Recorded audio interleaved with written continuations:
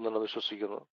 പക്ഷെ എന്റെ സംശയം, ഈ മുടി പെണ്ണുങ്ങൾ മുടി കെട്ടി വെക്കുക എന്നത്, അപ്പൊ ഈ അതിന്റെ ഈ സാധാരണ ഈ പെണ്ണുങ്ങൾ മുടി ബാക്കിൽ കെട്ടാറുണ്ട്, തലയിൽ മോളിൽ കെട്ടുന്നതല്ല, ബാക്കിൽ കെട്ടി വെക്കാറുണ്ട് ഒതുങ്ങാൻ വേണ്ടി. അത് ഈ ഒട്ടകത്തിന്റെ പൂഞ്ഞൂല് പോലെ കെട്ടി ആ ഒരു രീതിയിൽ പെടുമോ എന്ന് അറിയാൻ വേണ്ടിയാണ്. അസ്സലാമു അലൈക്കും വറഹ്മത്തുള്ളാഹി.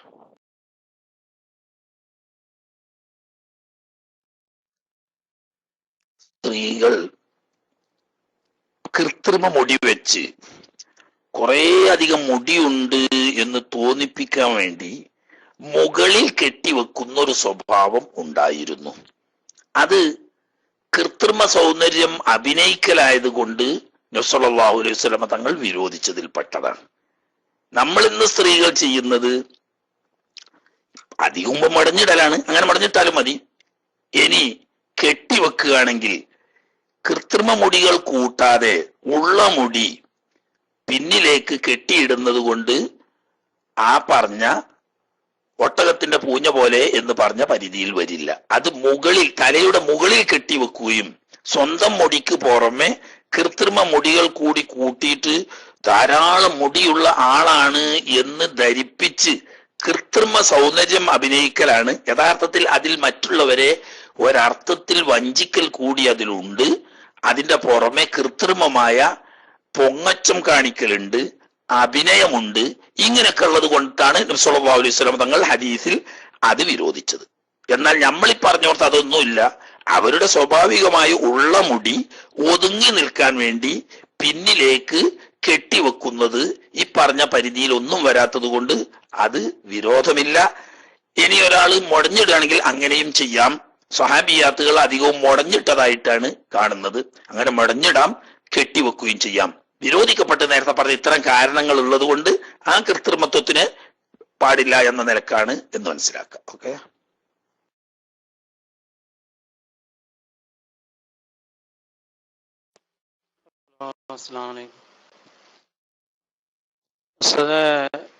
നമ്മുടെ സ്ത്രീകളുടെ മുഖത്തിന്റെ പരിധി പറഞ്ഞ കൂട്ടത്തിൽ ഉസ്താദ് ഒരു കാര്യം പറഞ്ഞു.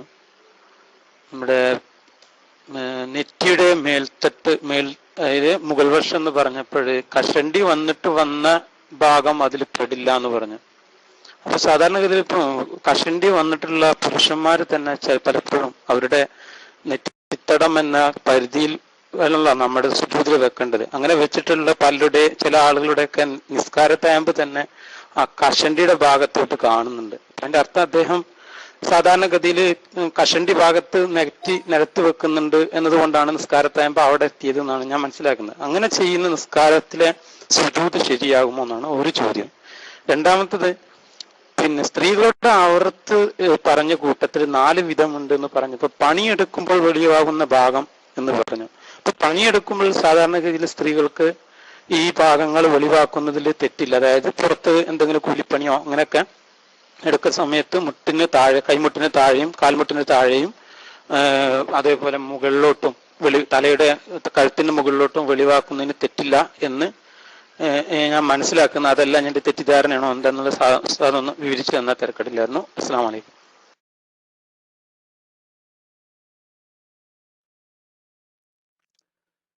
വലൈക്കും സലാം. പരമാവധി ഒരു ചോദ്യം ആകാൻ ശ്രദ്ധിക്കുന്നത് നന്ന്. മറ്റേ ചിലപ്പോൾ എൻ്റെ അടുത്ത് ഓർമ്മ ഉണ്ടാവില്ല, അതാ കേട്. നെറ്റിത്തടം എന്ന് പറയുന്നത് ചോദ്യത്തിൽ പറഞ്ഞതുപോലെ സാധാരണ തലമുടി മുളക്കുന്ന സ്ഥലത്തിന്റെ താഴെയുള്ള ഭാഗമാണ്. കഷണ്ടി ബാധിച്ചുകൊണ്ട് നെറ്റിത്തടം പോലെ അതിന്റെ മേലെ ഭാഗമായിട്ടുണ്ടെങ്കിൽ അത് തലയാണ്, നെറ്റിത്തടം അല്ല. ഔറത്ത് മറക്കുന്നിടത്ത് സ്ത്രീകളാണെങ്കിൽ അത് മറക്കണം എന്ന് നേരത്തെ പറഞ്ഞു. എന്നതുപോലെ സുജൂദിന്റെ സമയത്ത് നെറ്റിത്തടം പറ്റാതെ തല മാത്രമായാൽ സുജൂദ് സയ്യാവൂല എന്നുള്ള കാര്യത്തിൽ തർക്കമില്ല. മുതിർന്ന ആളുകളിൽ അങ്ങനെ വരൽ വളരെ കുറവാണ്.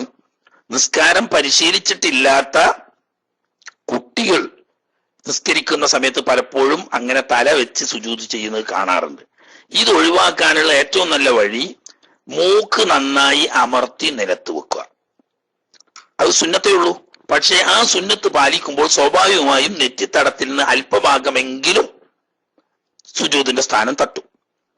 നെറ്റിത്തടം മുഴുവനായി തട്ടിക്കൊള്ളണം എന്ന് ഷർത്തില്ല. നെറ്റിത്തടത്തിൽ നിന്നിട്ട് കുറച്ച് സ്ഥലമെങ്കിലും മറയില്ലാതെ നിലത്ത് കെട്ടണം എന്നുള്ള അതിനുള്ള മാർഗമാണ് മൂക്ക് വെക്കുകാറിന്. അതുകൊണ്ടാണല്ലോ മൂക്ക് വെക്കൽ വറലായിട്ട് പറഞ്ഞിട്ടില്ലല്ലോ. 7 അവയവങ്ങളിൽ മൂക്ക് പെടൂല. പക്ഷേ സുജൂദിന്റെ അവയവങ്ങളിൽ ഏറ്റവും പ്രധാനപ്പെട്ടത് നെറ്റിത്തടാനാണ്. അപ്പൊ ഈ നെറ്റിത്തടം കുറച്ചു ഭാഗമെങ്കിലും മറയില്ലാതെ നിലത്ത് പറ്റി എന്ന് ഉറപ്പ് വരാൻ സഹായിക്കും ഈ മൂക്ക് വെക്കല്. അങ്ങനെ മൂക്ക് നന്നായി ഭൂമിയിൽ അമർത്തി വെച്ചാൽ നെറ്റിത്തടത്തിൽ നിന്നിട്ട് കുറച്ച് പറ്റും. അത് പറ്റാതെ തല മാത്രമാണ് വെച്ചതെങ്കിൽ സുജൂദ് സഹിയാവില്ല എന്ന കാര്യത്തിൽ തർക്കമില്ല.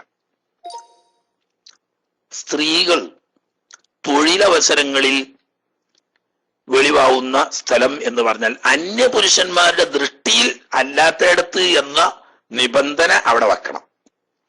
അന്യപുരുഷന്മാരില്ലാത്ത സ്ഥലത്ത്, അത് പുറത്തു ജോലി ചെയ്യുകയാണെങ്കിലും അല്ലാതെ വീട്ടു ജോലി ചെയ്യുകയാണെങ്കിലും ഒക്കെ അന്യപുരുഷന്മാർ കാണാൻ സാധ്യതയില്ലാത്ത സ്ഥലത്താണെങ്കിൽ കാൽമുട്ടിന്റെ കീഴെ, കൈമുട്ടിന്റെ കീഴ്, കഴുത്തിന്റെ മേലെ ഭാഗങ്ങൾ അത്തരം തൊഴിലവസരങ്ങളിൽ വെളിവാകാൻ അനുവദിക്കപ്പെട്ടിട്ടുണ്ട്.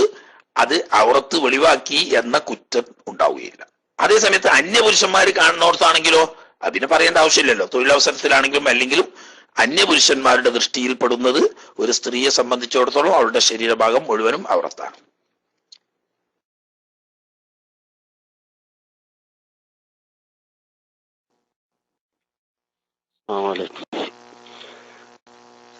ഔറത്ത് മറക്കുന്നിടത്ത് തൊലിയുടെ നിറം കാണാത്ത വസ്ത്രം എന്ന് പറഞ്ഞാല് സാധാരണ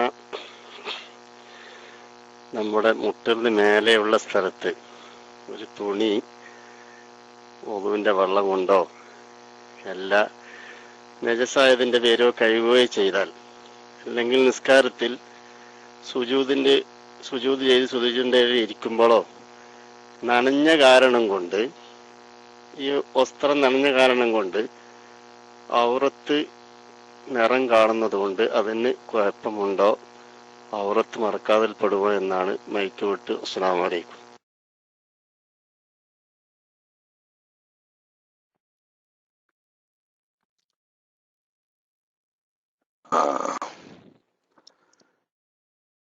ദൈവത്തിയറിന് ലൈവ് ആരാണ് കൊടുക്കുന്നത്?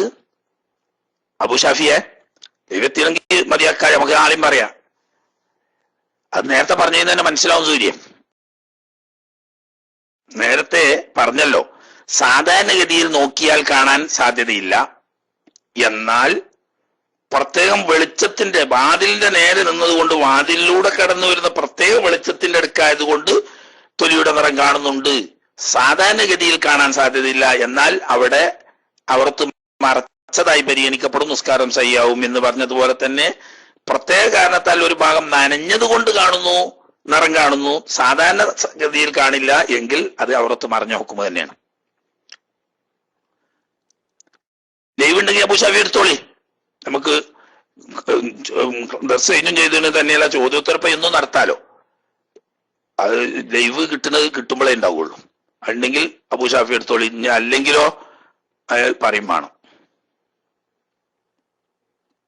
ഈരാറ്റുപേട്ടയിൽ വെച്ച് ജയലംകുളം സഖാഫി അവസാനം അവയവദാനം.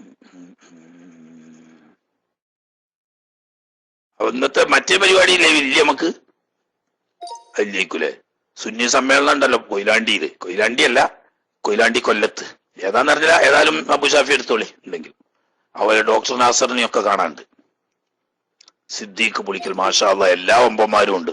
വൈക്കെടുത്തോളി, നമ്മളാക്കി. റബ്ബനാ തഖബ്ബൽ മിന്നാ ഇന്നക അൻത സമീഉൽ അലീം വതുബ് അലൈനാ ഇന്നക അൻത തവ്വാബുർ റഹീം. ആമീൻ ബിറഹ്മതിക യാ അർഹമർ റഹീമീൻ. സ്വല്ലല്ലാഹു അലാ മുഹമ്മദ് സ്വല്ലല്ലാഹു അലൈഹി വസല്ലം. സ്വല്ലല്ലാഹു അലാ മുഹമ്മദ് സ്വല്ലല്ലാഹു അലൈഹി വസല്ലം. അല്ലാഹുമ്മ സ്വല്ലി അലാ മുഹമ്മദ് യാ റബ്ബി സ്വല്ലി അലൈഹി വസല്ലം.